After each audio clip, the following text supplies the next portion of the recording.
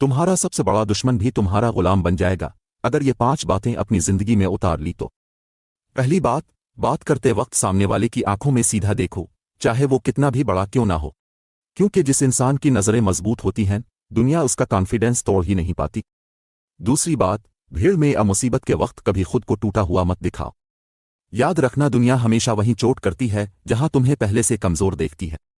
तीसरी बात, बना पूछे अपनी राय मत दो, क्योंकि सच गलत निकला तो मजाक उड़ाया जाएगा और सच सही निकला तो तालियां किसी और को मिलेंगी।